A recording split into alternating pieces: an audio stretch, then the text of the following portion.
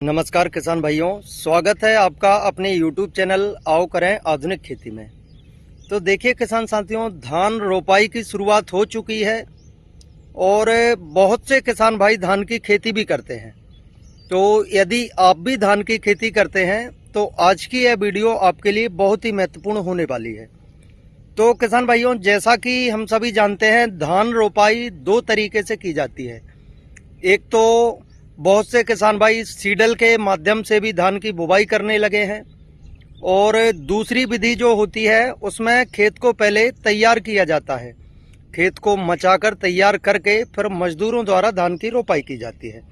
तो किसान भाइयों, इनमें से कौन सा तरीका सबसे ज़्यादा बेस्ट होता है उसके बारे में भी हम बात करेंगे एक अलग वीडियो के माध्यम से। लेकिन आज की वीडियो में हम बात करने वाले हैं कि धान में नाइट्रोजन, फास्फोरस और पोटास के अलावा और दो कौन से पोषक तत्व हैं जो धान की फसल के लिए बेहद ही आवश्यक हैं और इनका प्रयोग करने से हमें हमारी धान की फसल में बहुत ही ज़्यादा परिवर्तन देखने को मिलेगा। और किसान भाइयों, यह दो पोषक तत्व हमारी फसल में ग्रोथ के अलावा हमारी फसल में उत्पादन बढ़ाने का काम भी करते हैं, जो बहुत ही ज्यादा लाभकारी साबित होता है। तो किसान भाइयों, आइए जानते हैं नाइट्रोजन, फास्फोरस और पोटास के अलावा अन्य दो सूक्ष्म पोषक तत्व जो हमारी धान की फसल में उत्पादन बढ़ाने तक का काम भी करते हैं और हमारी फसल में ग्रोथ ऐसी हो जाती है कि पड़ोसी भी पूछेगा कि भाई आपने धान में क्या डाला है। तो साथियों, इससे पहले यदि आप हमारे YouTube चैनल पर पहली बार आए हैं तो हमारे चैनल को सब्सक्राइब करें, जिससे हम आपको खेती किसानी से संबंधित सभी महत्वपूर्ण प्रैक्टिकल जानकारी आपको समय समय पर उपलब्ध करा सकें। तो साथियों, आज हम बात करने वाले हैं जिंक और सल्फर के बारे में।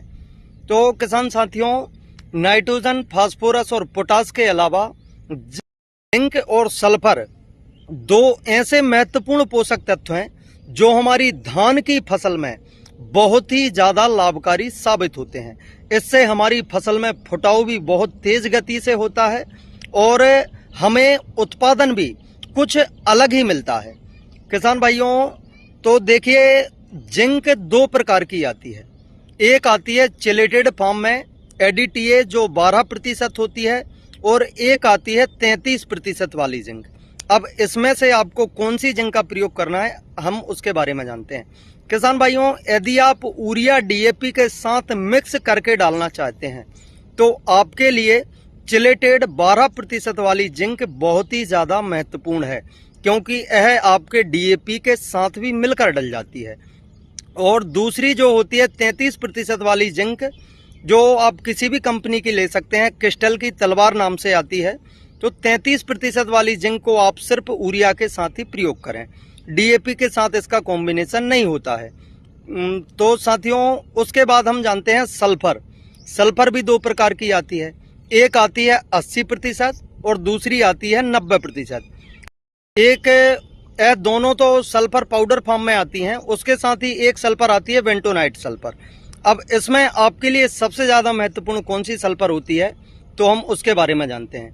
किसान भाइयों, आपको प्रयोग करना है 80% वाली सल्फर, जो आपकी फसल में फंगीसाइड का काम भी करेगी। 80% वाली जो सल्फर होती है वह फंगीसाइड के साथ आती है और यह पाउडर फॉर्म में रहती है।